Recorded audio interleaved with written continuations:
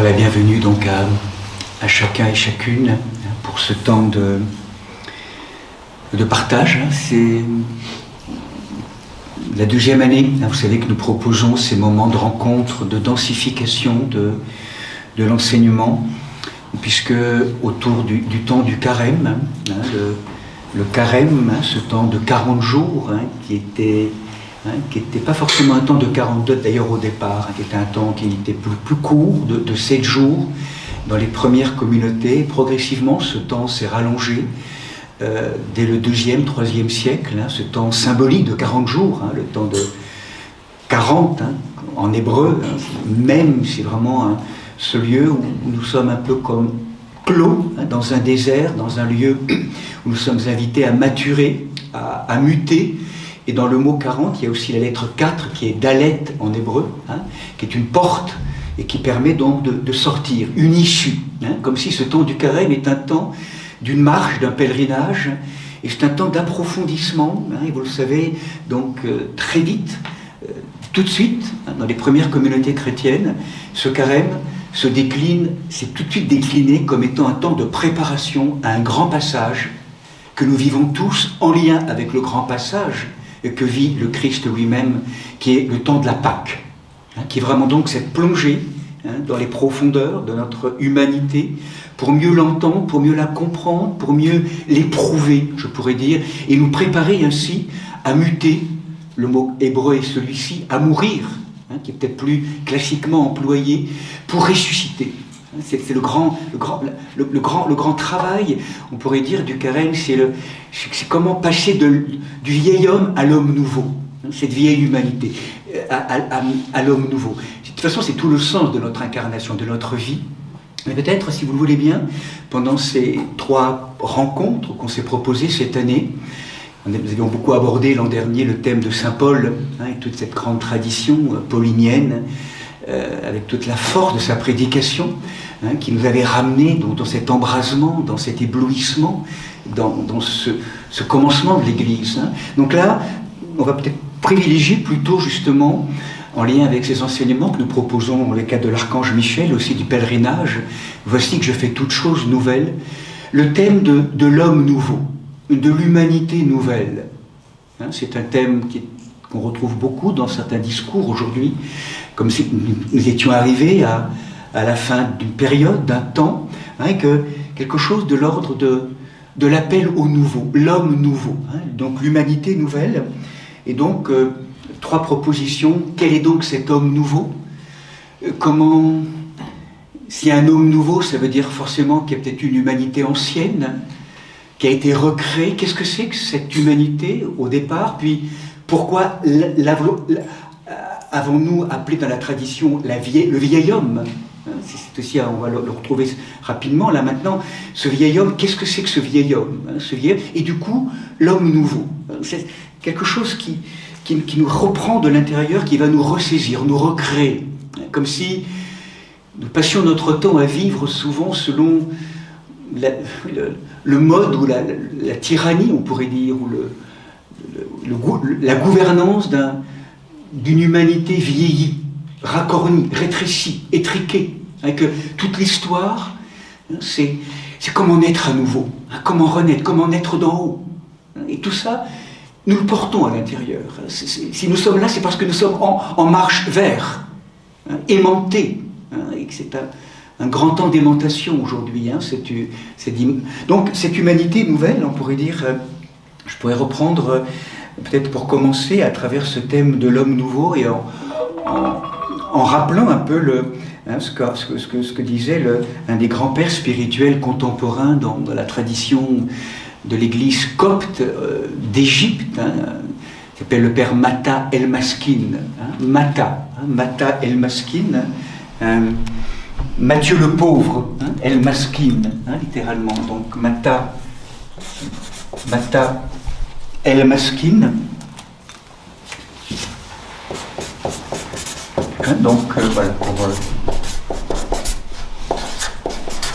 Et donc une personne lui demandait, un ami m'a demandé, je te prie au nom de l'amitié de me dire en un mot, qu'est-ce que c'est que l'homme nouveau ? Et je lui ai répondu, la résurrection. La résurrection.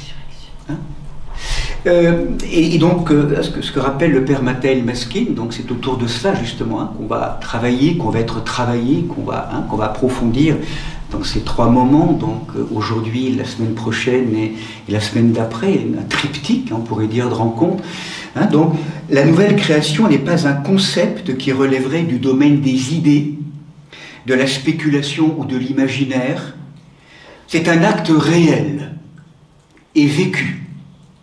La résurrection du Christ, avec tout ce qu'elle a de conséquences sur nos vies. Hein, donc, il y a une trame que je vous propose là pendant ces trois samedis, ce triptyque. C'est peut-être aujourd'hui effectivement de revenir à l'origine, à la création du premier Adam, de l'homme, de l'être humain, à travers cette plongée, ce retour aux sources, on pourrait dire, du texte biblique, en partant de l'hébreu, en partant du grec, on verra tout cela un petit peu. Puis comment ça s'est perverti, comment cette humanité créée, on va le voir avec une grâce, un projet d'amour fou, comment ça s'est perverti, comment ça s'est détourné, comment ça a apparemment échoué, comment ça s'est étriqué dans nos profondeurs, et comment nous avons été recréés par l'œuvre, le salut de Dieu lui-même qui s'est fait homme pour assumer notre nature, chacune de nos personnes humaines, pour les recréer, pour les réouvrir, pour leur faire retrouver ce pourquoi nous avons été créés. Donc c'est vraiment tout le processus du chemin. Nous le rappellerons donc ce matin et cet après-midi, si vous voulez. On va donc nourrir notre propos, en tout cas une partie à travers aussi une plongée dans le texte biblique en lien avec l'hébreu, et donc du coup peut-être un travail aussi anthropologique qu'on va donc reproposer, donc voilà, des choses que nous avons déjà abordées mais qu'on va réapprofondir. Donc l'avènement du Christ ressuscité, la résurrection, donc tout le chemin de salut, donc tout au long de cette journée, en revoyant ces différentes étapes, donc on va faire un survol de ce pèlerinage. La semaine prochaine, si vous le voulez, on essaiera d'entendre comment maintenant se greffer à cet homme ressuscité, à cette matière glorieuse, cette résurrection, et là pour nous dans le sacrement, au cœur de l'Église, nous redéfinirons tout cela, le lieu, le moment où nous sommes comme greffés à la résurrection, c'est un moment particulier qui est le baptême. Baptême, chrismation et Eucharistie. Ce sacrement de l'initiation. C'est par là dans l'Église, c'est par ce sacrement-là, comme une baie vitrée, comme une porte qui s'ouvre, il y a comme une greffe, comme un sarment qui vient rejoindre le tronc, la vigne. Et on verra à quel point ce corps de gloire, cette matière du ressuscité, elle va vraiment s'activer au cœur de notre baptême. Elle est comme greffée. Donc ce baptême tel qu'il est vécu sacramentellement, pour vraiment repréparer, retrouver ces différentes étapes. Et puis dans un troisième moment, on essaiera bien de définir finalement ce que nous vivons pendant le baptême dans les fonts baptismaux. C'est un long baptême continué dans nos vies. Et que toute notre vie, c'est une plongée dans nos profondeurs. Et comment, de manière plus intérieure, à travers toute une pédagogie de transformation psychospirituelle, tout doucement dans la rencontre avec ces grandes profondeurs qui nous habitent, dans la plongée, pas simplement dans les fonds baptismaux extérieurs, mais également dans cette grande plongée dans l'inconscience de nos eaux intérieures, comment tout au long de notre vie, à travers différentes étapes qu'on rappellera, il s'agit véritablement d'un chemin de transformation psychospirituelle qui nous conduit à l'avènement de l'être libre, vivant, aimant, conscient de ce pourquoi nous avons été créés. Donc, c'est intéressant donc de voir à quel point, si nous faisons le lien avec ce que nous avons vécu déjà donc l'an dernier, en lien avec saint Paul, comment, par exemple, dans ces deux épîtres, aux Éphésiens et aux Colossiens, simplement se rappeler, pour faire le lien avec le dernier contemplation, donc de l'an dernier, rappelez-vous ce moment où Paul, alors, l'épître aux Éphésiens, vous le savez, c'est une épître un peu polémique au niveau de l'auteur. Donc certains disent que ce n'est pas Paul qui l'aurait écrit, que c'était plutôt une épître comme les Colossiens plus tardive, donc d'une école, je dirais, post-paulinienne, hein, et au contraire, pour d'autres, de la tradition plutôt orthodoxe. Hein, on est là avec Paul et l'épître aux Éphésiens et aux Colossiens, on pourrait dire comme une forme de synthèse, hein, je dirais, théologique de l'apôtre Paul. Mais rappelez-vous donc ce qu'il nous disait, donc Éphésiens et Colossiens, pour introduire également le propos, pour faire un pas de plus.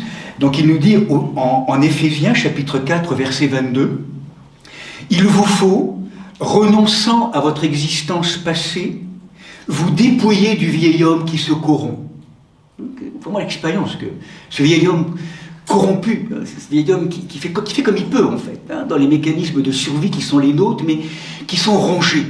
On est rongé, corrompu par des mouvements de l'âme, où on sait bien qu'on ne fait pas vraiment ce qu'on voudrait.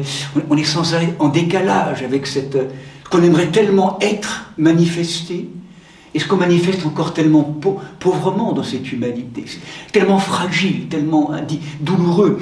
Humanité corrompue, hein, donc sous l'effet de trompeur, hein, quelque chose qui nous trompe, hein, à l'intérieur.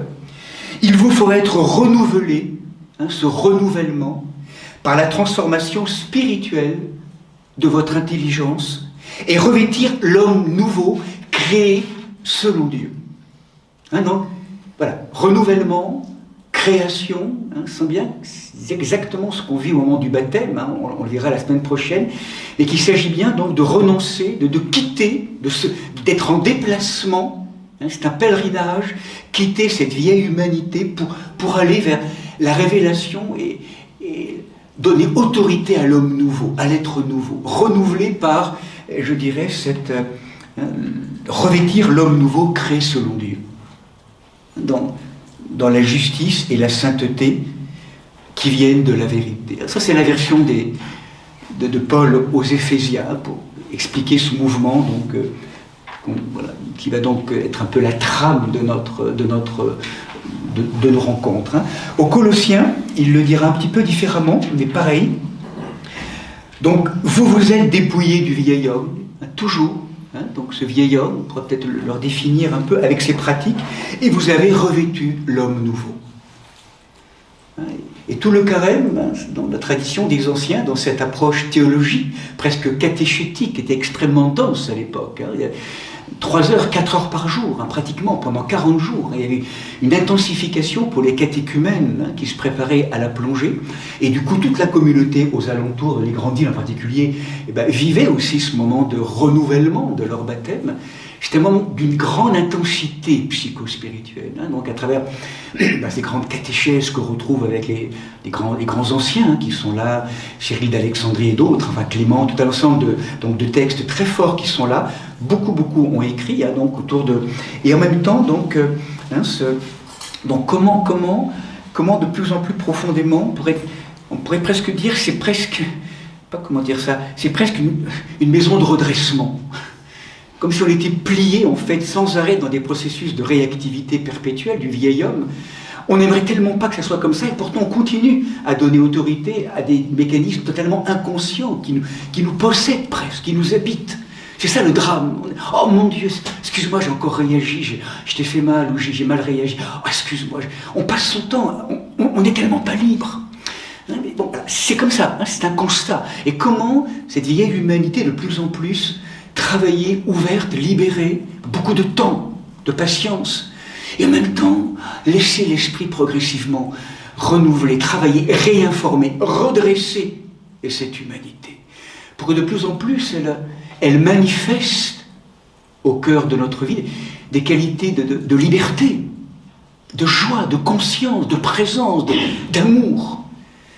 C'est ça le problème. C'est pas que c'est bien ou que c'est mal, c'est qu'on est esclave. C'est qu'on n'est pas libre. Donc c'est vraiment tout ce chemin de liberté. Voilà, c'est là où je parle un peu de redressement. Et vous avez revêtu l'homme nouveau, celui qui, pour accéder à la connaissance, ne cesse d'être renouvelé à l'image de son Créateur. Hein, donc ça c'est vraiment donc toujours, hein, c'est ce renouvellement. Et là peut-être un thème intéressant, hein, qui nous est rajouté, à l'image de notre Créateur. Hein, on va le voir maintenant, c'est sans doute l'un des, voilà, un des grands versets de la Genèse qu'on va, si vous le voulez, un petit peu réapprofondir. Mais peut-être avant d'aller vers la Genèse, donc de plonger comme un retour aux sources du texte, peut-être se rappeler, pour recevoir aussi cette bénédiction. Là aussi, nous sommes dans l'entame de cette très belle épître aux Éphésiens dont nous avons déjà parlé il y a quelques instants. Ce moment, en fait, où Paul, parce que bon, on considère que c'est l'apôtre Paul, sans doute à la fin de son ministère, lors de ses emprisonnements, peut-être à Rome ou encore un peu avant, mais en tout cas, c'est comme une synthèse, là, en tout cas du point de vue de l'orthodoxie, l'épître aux Éphésiens est vraiment comme un chef-d'œuvre, c'est vraiment une synthèse. C'est pas forcément le cas du point de vue des protestants, c'est peut-être plus l'épître aux Romains qui serait un peu la synthèse. Là, c'est vraiment du point de vue orthodoxe, vraiment donc cette grande épître. Et là, rappelez-vous ce qu'on avait abordé. On l'avait approfondi l'an dernier. Béni soit le Dieu, donc là c'est tout à fait au début, chapitre 1, verset 1. Béni soit le Dieu et le Père de notre Seigneur Jésus-Christ, qui nous a bénis par toutes sortes de bénédictions spirituelles, aux cieux, dans le Christ. C'est ainsi qu'il nous a élus en lui, dès avant la fondation du monde, pour être saints et immaculés en sa présence dans l'amour, dès avant la fondation du monde. C'est bouleversant. Il nous a choisis, il nous a élus. C'est une parole pour chacun, chacune d'entre nous. Dès avant la fondation du monde, déterminant d'avance que nous serions pour lui des enfants adoptifs par Jésus-Christ.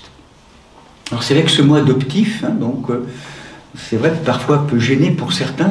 On n'est pas simplement que des enfants adoptifs, on est des vrais enfants. Et c'est vrai qu'il faut entendre que Paul nous rappelle bien que ce terme adoptif, en tout cas le commentaire qu'en fait le père Éloi Leclerc, ce grand prêtre né au ciel maintenant, enfin ce grand prêtre qui était franciscain, que j'aime beaucoup là dans sa pratique sur le thème, le Père immense, qui nous rappelle qu'effectivement le terme adoptif peut être impropre dans le sens où il ne s'agit pas en effet d'une adoption purement juridique ou même affective, mais que vraiment il s'agit bien d'une réelle communication de vie et que le Père ne nous considère pas seulement comme ses enfants, nous sommes réellement ses enfants. Il y a une filiation, et c'est peut-être cela aussi que nous rappelle cette entame, qui nous bénit. C'est pour ça que j'aime bien commencer par cette bénédiction. Là, nous sommes comme couverts, comme une onction, pour marcher ensemble. Et c'est intéressant à entendre peut-être que, à travers cette notion de ce Père qui est là présent et tellement marqué, le Dieu et Père de notre Seigneur Jésus-Christ, peut-être que c'est déjà effectivement sans doute par là qu'on pourrait commencer. C'est comment en fait ce Dieu dont il est question dans le texte biblique, et on va le revoir maintenant plus ontologiquement encore, à travers le texte de la Genèse, vous le savez, c'est une expérience d'un Dieu personnel qui vient nous rejoindre, et tout au long de l'histoire du peuple de Dieu, une relation profonde, intime, et le mystère d'amour dans lequel Jésus, le Fils, nous introduit, c'est vraiment comme lui de nous apprendre, nous l'avons souvent signifié, comment apprendre à redevenir enfant. On a parfois du mal à avoir été enfant de nos parents. Parfois on a été les parents de nos parents. Enfin, comment ça s'est signifié, comment ça n'a pas été forcément toujours simple dans nos histoires humaines. Mais cette manière d'être enfant d'une source que Jésus appelle son Père.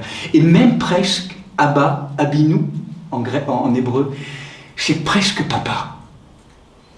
Comment regarder, comment contempler le ciel, on l'a souvent signifié, ce moment où, en regardant par exemple la nuit, le ciel étoilé, dans certaines soirées, dans tous les lieux où nous vivons, mais parfois ici, particulièrement lorsque c'est bien clair, ces étoiles qui sont là, on a l'impression que c'est presque comme un bouquet d'étoiles qui nous est proposé, qui nous est offert. Un bouquet d'étoiles. Et c'est comme si la présence qui nous offre ce bouquet d'étoiles, qu'on ne voit pas, c'est comme si Jésus l'appelle papa, le Père, la source, qui fait tourner les mondes, qui crée les univers. C'est cette présence-là dont il s'agit. Et peut-être que vraiment, on pourrait dire toute la bonne nouvelle est là. S'il y avait vraiment quelque chose mais presque à retenir, c'est vraiment d'apprendre à dire Père comme Jésus disait Père. Hein? Papa, c'est vraiment ce que... Et seul l'Esprit Saint en nous peut le dire.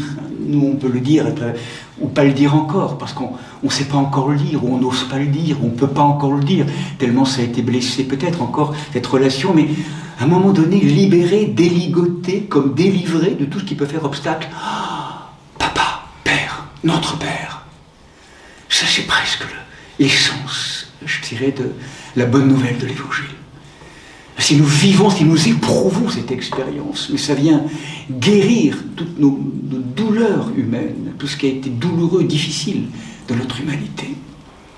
Et ce n'est pas quelque chose simplement un peu de mielleux, ou moins affectif, c'est presque ontologique, c'est ce lien filial, c'est ce lien de filiation retrouvé profondément.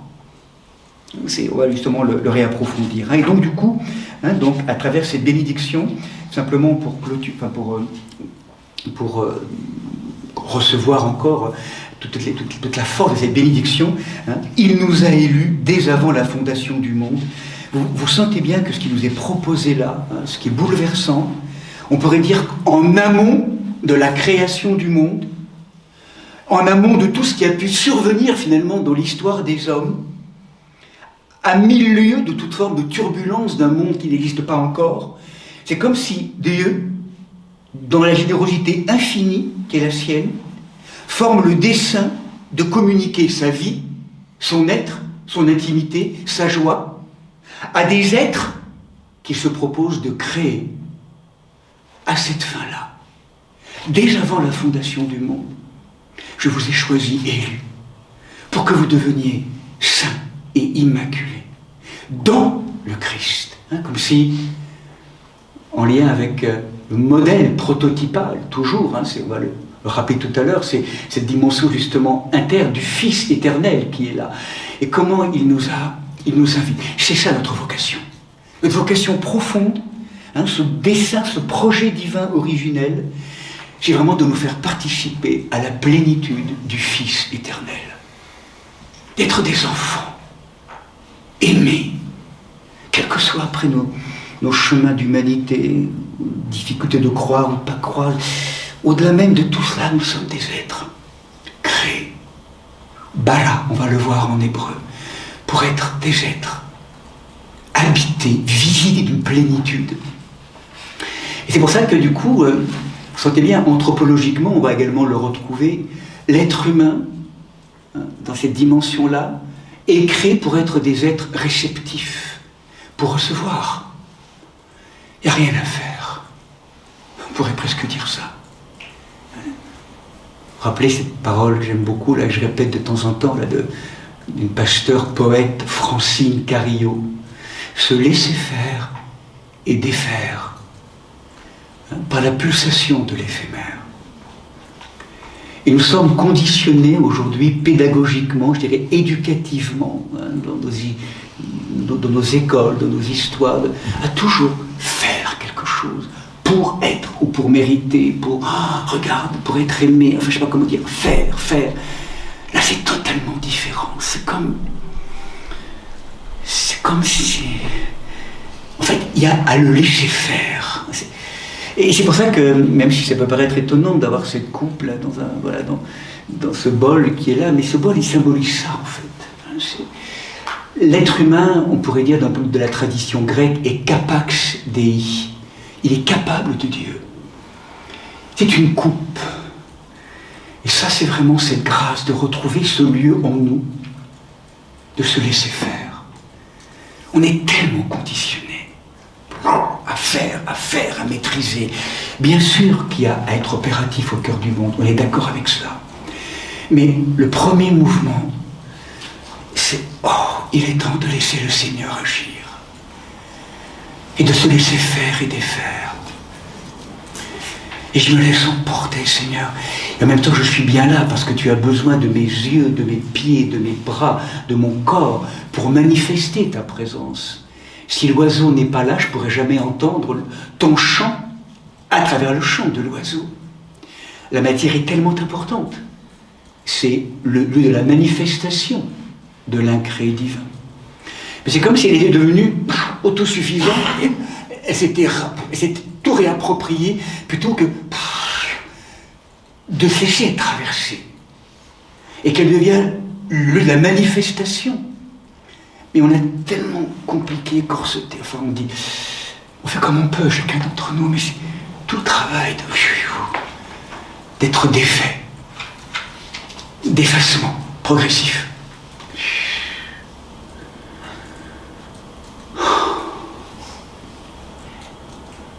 Pratiquement, il y aurait à retrouver ce lieu sans arrêt, d'où je pense, d'où je parle et d'où j'agis, qu'est ce lieu tranquille, confiant.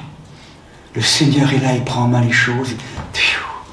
Voilà, on est agi. Enfin, tout ça, vous le savez, mais c'est important de se le rappeler. C'est ce grand exercice, je dirais, d'être fait, faire sans faire. Enfin, tout ça, on le sait dans différentes traditions. Donc c'est vraiment ce que nous rappelle, je crois, de manière très forte, cette expression, comme si dans l'homme, Dieu l'a voulu dans une ouverture radicale à l'infini de Dieu. Nous l'avions rappelé lors de la rencontre avec Maître Eckhart, qui l'explique très bien dans la tradition mystique. Finalement, il existe en nous, dans les profondeurs intimes, un lieu sans lieu, à ciel ouvert, où l'infini et l'éternité vient nous rencontrer, nous engendrer. Au sommet d'une montagne, enfin bon, il y a déjà des images par rapport à tout ça. Il y a presque plus d'images pour dire un lieu à ciel ouvert, où l'éternité de Dieu, l'infini de la présence vient nous engendrer comme fils et filles du Très-Haut, dans le Fils. Voilà comment fréquenter ce lieu-là, ce lieu sans lieu. Alors les anciens diront, préciseront, ce puissant fond, cette grotte du cœur, cette fine pointe, c'est le cœur, c'est ce cœur, mais encore une fois, ce cœur qui est beaucoup plus large que le cœur physique, ce cœur qui est là.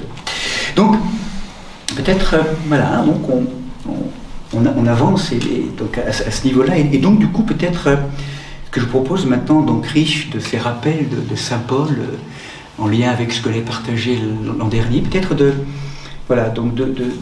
rejoindre un petit peu maintenant et de descendre un peu plus dans ce thème, rappelez-vous, aux Colossiens, de cette nouvelle humanité renouvelée, créée à l'image de Dieu. Et je propose peut-être donc d'accompagner maintenant un peu plus précisément, en tout cas, notre histoire, et d'entrer dans une forme de voyage intérieur, qui est un voyage, on pourrait dire presque celui du Grand Carême. Donc là, on va rentrer un peu dans des images, justement, voilà, avec tout ce que ça peut à la fois signifier d'intéressant peut-être pour certains et pour d'autres moins, parce que du coup, ça peut fermer un peu la dimension d'imagination. En tout cas, peut-être laissons-nous simplement faire par ce voyage. C'est vraiment l'idée du carême qu'on représente là, c'est l'appel du désert, l'appel au désert, Middabar en hébreu. Et Middavar, rappelez-vous en hébreu, Mid, même, Davar, qui traduit le mot logos, Davar, c'est le verbe. Donc le désert, Middavar, c'est le lieu où on se met en capacité d'écouter le verbe, l'information créatrice, le Davar. Justement, cette présence qui nous informe dans ce lieu sans lieu. Nous sommes tellement par ailleurs submergés, remplis d'informations. Comment rejoindre ce vide, ce lieu sans lieu, ce désert? Et la marche du carême, donc, c'est vraiment de migrer vers ce lieu sans lieu, là-bas, ce soleil, justement, la résurrection. C'est vraiment le sens du carême. C'est l'émergence du pôle lumière, de l'homme nouveau. C'est une marche, on va le voir. Donc, on a simplement rappelé ici que ce désert, donc, porteur de cette bénédiction, dans lequel nous sommes, donc, le premier verset de l'Épître aux Éphésiens, que je vous ai rappelé tout à l'heure, cette bénédiction donc, Il nous a choisis, il nous a élus dès avant la fondation du monde. Et donc, je propose éventuellement aussi de pouvoir, donc, tout doucement, dans cette logique peut-être de l'esprit, justement d'éveiller aussi en nous cette capacité de veille, d'être là, d'écouter, à travers ces textes, à travers peut-être ce fil directeur aussi, images qui peuvent parler ou pas, enfin, en tout cas, voilà, et d'écouter surtout comment ça, à l'intérieur ça résonne. Hein, comment cette plongée dans le carême, c'est aussi cette vision qui observe, hein, qui pourrait mieux nous rapprocher encore du mystère de l'être humain. Hein, cette capacité de veille, vous le savez, c'est ce que dans la tradition grecque, nous appelons, dans la grande tradition des pères et des mères du désert, la nexis. Hein, ce mot grec très intéressant, qui est à la fois une qualité d'éveil, de vigilance, de clarté, de mesure, hein, c'est de sobriété visionnaire, hein, qui voit, hein, qui prend soin, hein. Et donc, nous le rappelions juste maintenant, si vous le voulez, je propose peut-être donc de rejoindre maintenant peut-être un point de vue plus général, avant de rejoindre un point de vue plus particulièrement fécond, je trouve, pour nous, à travers une approche plus juive, plus hébraïque, qu'on va approfondir après, mais peut-être de se rappeler justement lorsqu'il est question de l'homme, hein, l'homme, le vieil homme, l'homme nouveau, l'homme, d'abord l'être humain. Hein, comment les anciens l'ont défini, en s'appuyant bien sûr, vous le savez, sur ce texte de l'entête, hein, de la Genèse, hein, qui a écrit en hébreu, hein, au passage qui a été traduit en grec, mais dont du coup l'importance parfois de revenir au texte d'origine. Donc ce texte fondateur, on pourrait dire l'étoile polaire, hein, dira quelqu'un comme Kallistos Ware, hein, dans son livre L'île au-delà du monde. Il nous dira finalement que l'étoile polaire de toute anthropologie chrétienne, c'est ce verset, hein, c'est l'expression « faisons l'homme à notre image », comme notre ressemblance. On va définir un petit peu plus clairement ce que ça veut dire pour nous, hein, aujourd'hui. En tout cas, Dieu se trouve au centre de l'être humain, sous forme d'une image. Donc, on va définir un petit peu ce que les anciens entendent par cela. Enfin, on va essayer, parce que ce que nous rappelle l'un des pères de l'Église, saint Épiphane de Salamine, au 5e siècle, c'est que la tradition, de manière unanime, bien sûr, affirme que chaque être humain est formé à l'image du Créateur, mais par contre, elle ne définit pas en quoi exactement consiste cette image. Et que là, il y a beaucoup de polyphonie concernant cela.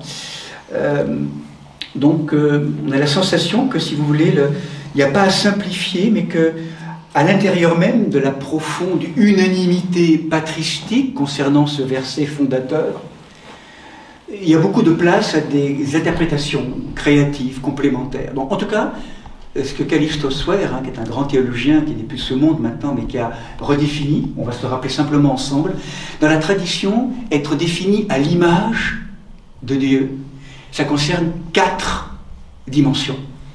Mais peut-être avant d'entrer dans ces 4 dimensions, se rappeler aussi profondément que lorsqu'on dit que l'homme est créé à l'image de Dieu, première question déjà, Dieu, hein, et c'est là où ça pose problème pour beaucoup, Dieu, Dieu, qu'est-ce qu'on projette sur Dieu? Et on se rend bien compte que Dieu, lorsqu'on parle de Dieu, il y a tellement de représentations presque idolâtriques de Dieu, hein, en projetant sur lui des concepts très humains, et que du coup, dans la tradition ancienne, très vite, je pense à Grégoire de Nice, tous ces grands anciens, dès qu'on parle de Dieu, en fait, tout de suite, il y a un effacement. On ne peut rien en dire. Et on parle, dans ce qu'on appelle la tradition, vous le savez, des anciens, ce mot d'apophase. Soit on peut définir l'être qui est ce qui est par des valeurs positives, il est bon, il est beau, il est vrai, il est tout ce qu'on peut imaginer, avec le danger qu'on projette sur l'être divin des concepts qui ne sont pas justes, mais très humains.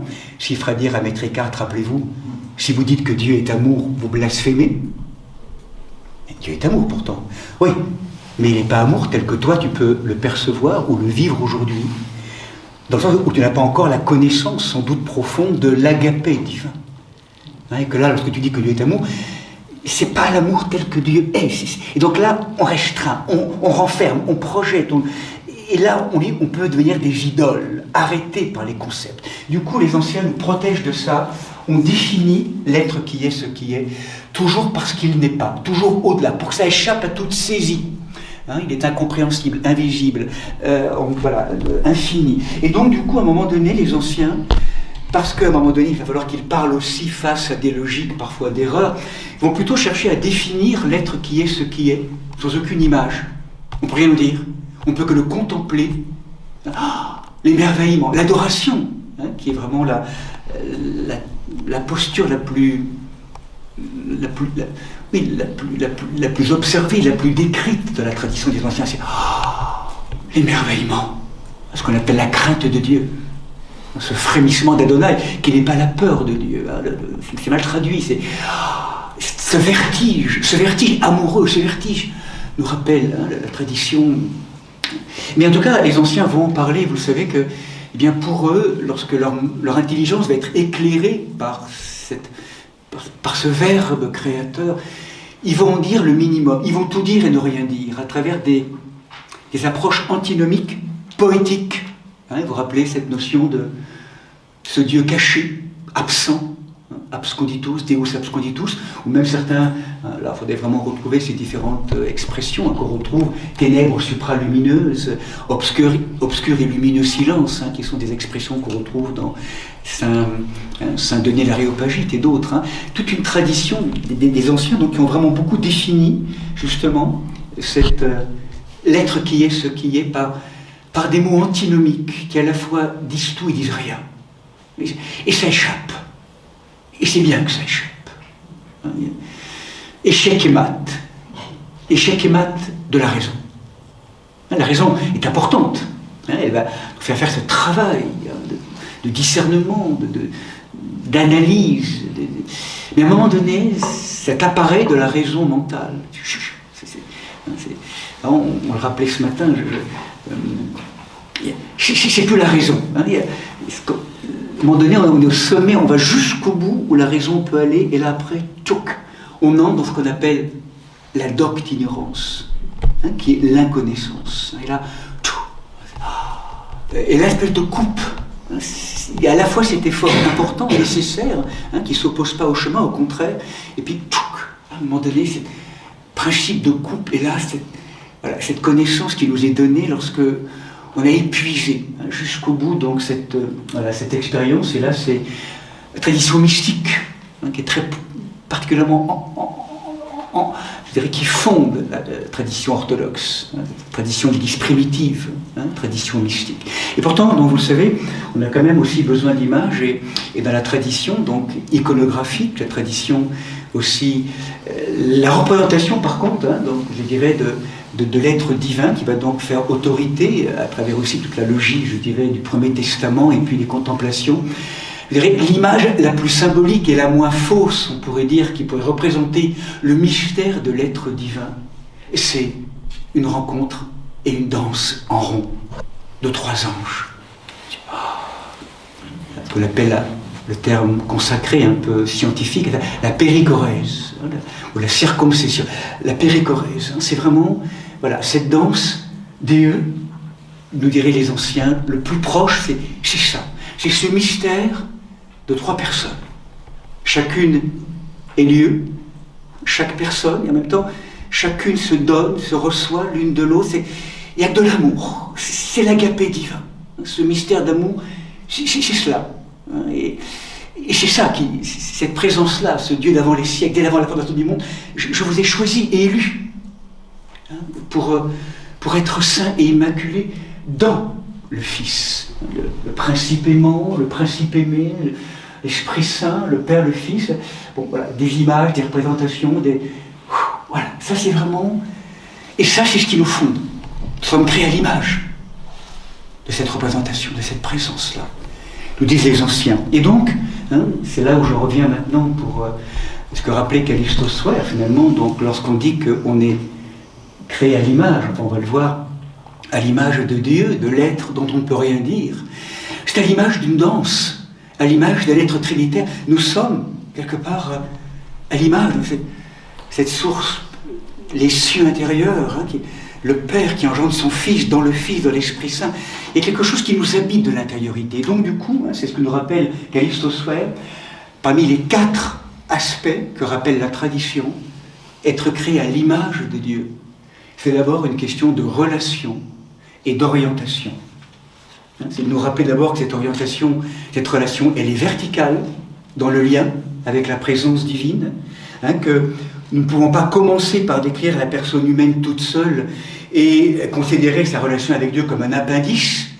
Vraiment, la personne humaine, hein, je dirais, véritablement humaine, signifie que nous sommes créés pour vivre en association et en communion avec l'être divin. Hein, cette dimension d'ordonnancement, donc tous ces discours athéistes aujourd'hui, ces difficultés à renier cette source-là, est profondément dommageable, nous ampute de cette dimension-là, hein, profonde. Donc cette verticalité, hein, ce lien profond, hein, quand nous affirmons notre humanité, nous affirmons en même temps notre relation avec le centre divin, avec la présence de l'être qui est toute chose. Et en même temps, hein, cette relation et orientation, cette verticalité, nous invite aussi à vérifier cela dans l'horizontalité de la relation. Et que nous sommes du coup créés à l'image de Dieu, qui est un être social, on pourrait dire, solidaire, et bien invités à vivre cette humanité vraiment pareillement relationnelle. Hein, donc c'est très important cette notion de cette relation avec les frères et les sœurs. Et comment du coup aborder nos frères et sœurs, hein, et ça de manière plus contemporaine, les théologiens et même les philosophes, enfin, qui réfléchissent sur la notion de l'être humain, ont tendance aujourd'hui à séparer, en tout cas à différencier, plutôt pas séparer, mais différencier, qu'on appellerait l'individu de la personne. Donc en grec, vous savez, l'individu, c'est, on pourrait dire, la structure humaine, on va la définir, close sur elle-même, qui n'a pas d'espérance, qui n'a pas d'issue, qui a perdu le lien, justement, avec le verbe qui le fonde, et qui vit projeté à l'extérieur, en ayant perdu complètement cette vision de l'unité de chacun, de l'unité de la nature humaine, avec la diversité des personnes, qui va se positionner éventuellement à partir du point de vue égocentrique comme étant une compétition, comme étant voilà, une place. Cette notion de close, d'être un peu séparé, on l'appelle en grec l'atomon,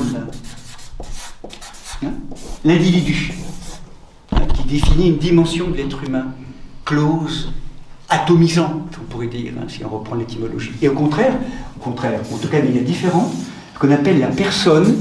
Vous savez, donc, c'est que, ayant libéré, ne partant plus simplement de ce lieu extérieur, mais en contact de plus en plus profond avec le mystère de l'être libre, vivant et aimant, on découvre en nous une forme de liberté, et puis l'autre n'est plus du coup menaçant.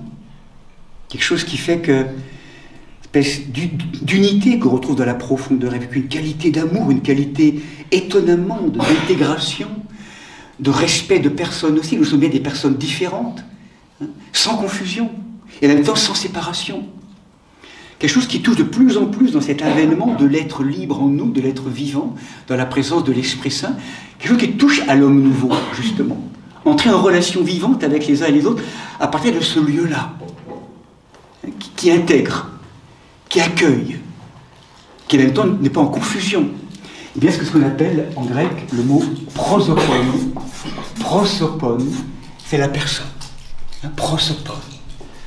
Qui littéralement, même si on veut encore décortiquer, c'est pros, tourné vers, opone, opseis, c'est le visage. Hein, et on verra que, effectivement, regarder quelqu'un à partir de atomon, c'est le raffermir, l'enfermer, le fixer, le comparer.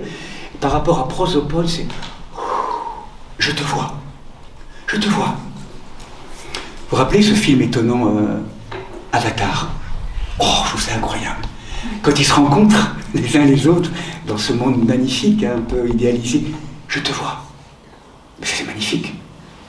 Je te vois, et on va le voir, parce que je te vois, je te fais exister. Je te donne de la consistance. Je te vois. Voilà. Et je te vois à travers peut-être aussi voilà, ce qui peut être ta difficulté, ton ombre, mais je te vois aussi plein de lumière. Je te vois je suis noire et je suis belle, dans ta beauté, je te vois dans ta beauté. Et du coup, je peux te laisser une chance de te faire advenir dans cette beauté-là. Je te vois.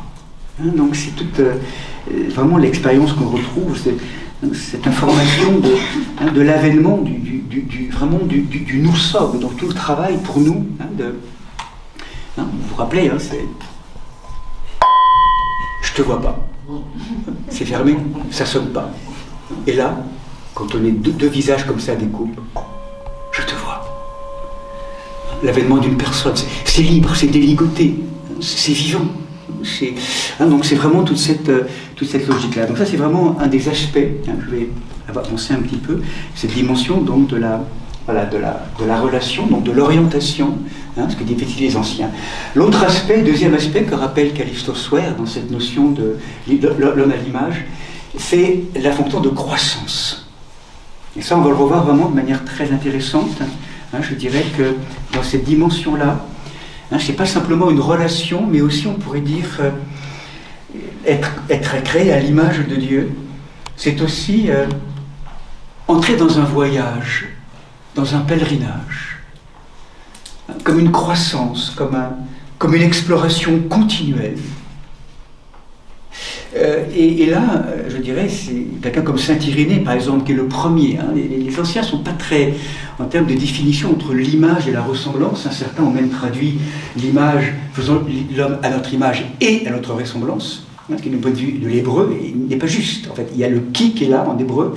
C'est comme notre ressemblance, ou on le verra tout à l'heure, Annick de Souzel est comme capable de ressemblance. Donc c'est comme si l'image et la ressemblance, donc en tout cas c'est saint Irénée qui fait bien le premier, la différence entre l'image et la ressemblance, comme si on pourrait dire que l'être humain parfait est conforme à la fois à l'image et à la ressemblance, alors que l'être humain imparfait n'a que l'image mais pas la ressemblance. C'est comme si en fait on était en train d'entendre que, parce que vraiment globalement vous nous direz les anciens, on est créé à l'image, comme une toute potentialité, vous savez, comme une graine, reprenant l'image arboricole qui a en elle-même déjà l'arbre en devenir. On est créé à l'image, voilà, on reçoit ce potentiel, toute une potentialité qui est là, on est créé à l'image avec toutes ces possibilités de vertus qui sont là en attente d'être développées. Et le passage à la ressemblance, on va le voir tout à l'heure, et ça a été souvent, voilà, ça a été souvent peut-être, c'est la décision aussi que l'être humain participe à l'actualisation du potentiel qui a été déposé en lui, en elle. Donc là, autant on est créé à l'image comme une graine, on pourrait presque dire que c'est l'œuvre de Dieu en nous, mais la ressemblance est une œuvre divino-humaine. C'est un compagnonnage qui fait qu'à chaque fois, l'être divin, on va le voir, c'est le 2e chapitre de la Genèse, nous interroge et nous dit « Où es-tu » et que fais-tu sans arrêt de ce compagnonnage? Et donc, j'ai besoin de toi pour que tu puisses prendre en main, toi, cette croissance de la graine et que tu deviennes arbre. Mais ça, c'est vraiment toujours la question de la liberté qui est en nous. Que fais-tu de ce qui a été déposé en toi? Donc la croissance, passage de l'image à la ressemblance. Donc on pourrait presque dire qu'il y a quelque chose de l'ordre on pourrait dire d'une conception très dynamique de ce que signifie être une personne. Et puis, vous savez, Grégoire de Nice ira même très, très loin, de commencement en commencement, pour des commencements sans fin. C'est sans arrêt, en marche. L'homme qui marche, qui nous déplace. Toute la grâce du déplacement. Je pense que dans notre vie quotidienne, c'est comment il y a toute une fluidité, un art pour se laisser être déplacé. Et souvent, on se rend compte que quand on bloque, quand on ne veut pas, c'est compliqué dans la relation. Le déplacement. Troisième aspect, que vous connaissez aussi, qu'a repéré le Callisto Swear, c'est la conscience de soi. On pourrait dire que l'être humain, dans la tradition des pères grecs, l'image divine, c'est notre capacité à prendre conscience de nous-mêmes, à raisonner, à pratiquer l'introspection. On pourrait dire que l'être humain, c'est le lieu où l'univers prend conscience de lui-même. la conscience, et pas simplement avec la dimension la plus haute de notre humanité, et où là, en prenant conscience, hein, vous vous rappelez, on offre, hein, je pourrais dire, on rend à Dieu ce qui est à Dieu, dans cette dimension eucharistique, hein, presque de rendre à Dieu. Mais c'est pas simplement, on pourrait le dire, avec son esprit, avec cette dimension la plus subtile, mais c'est aussi avec nos sentiments, nos émotions, hein, cette prise de conscience, vous le savez, aussi de qui nous sommes, de comment fonctionne le monde, de comment peut se faire aussi à travers nos rêves, des songes, la nuit. Et c'est pas toujours à partir donc, du monde éveillé, réveillé, conscient de l'intelligence, ça peut se faire à partir aussi à travers l'inconscient qui est concerné, hein, parfois avec des images ou des songes très forts qui viennent nous informer, nous enseigner, hein, justement dans cette conscience, cette prise de conscience. Hein. Et puis bien sûr aussi, les anciens diront, alors ils ne sont pas tous non plus d'accord par rapport à ça, mais celui qui va beaucoup en parler encore, c'est aussi saint Irénée, hein, qui introduira aussi beaucoup dans sa dimension holistique le lien au corps. La conscience de soi est aussi intégrée dans cette intelligence presque kinesthésie, intégrant le corps. Hein, la connaissance, c'est à partir du corps, le corps, l'âme, l'esprit, hein, de dimension holistique de l'être humain. Et l'image, c'est pas simplement la dimension spirituelle. Être créé à l'image de Dieu, c'est intégrer tous ces corps qui nous constituent comme étant autant de lieux qui nous, comment je pourrais dire, qui nous informent d'une conscience, de la grande conscience, je pourrais dire, qui fait être toute chose. Hein, la quatrième dimension, enfin, qui définirait pour Callisto Suer, dans la synthèse que nous proposent les anciens, c'est la notion de liberté. Hein, si l'être humain est créé libre, hein, et à l'image de Dieu, c'est beaucoup à travers la liberté. Et là, peut-être une parole, hein, on pourrait dire de Saint Macaire, l'un des grands anciens, hein, dans le désert. Vous êtes créé à l'image, capable de ressemblance à Dieu.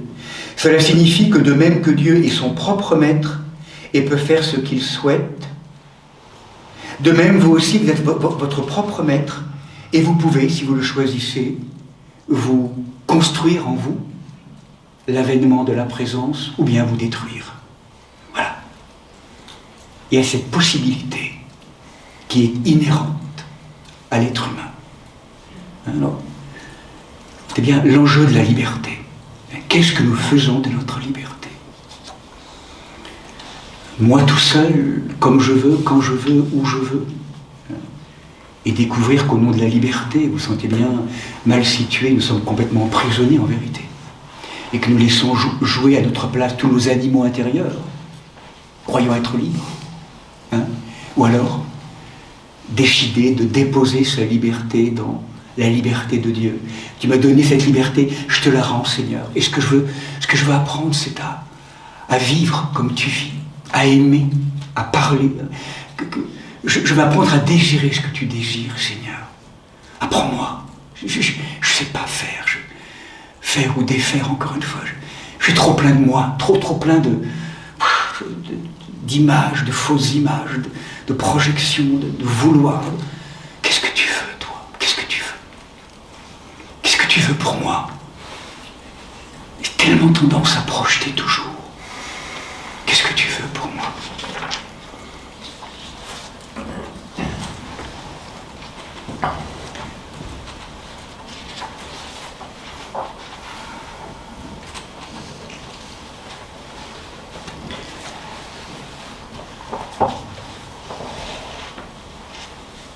Peut-être ce que je vous propose, c'est quelques instants de laisser décanter simplement, hein, quelques minutes. Nous continuerons après la suite de notre voyage à travers ce chemin qu'on va plutôt après ordonner au texte biblique en hébreu. Simplement écoutez ce qui est là pour l'instant.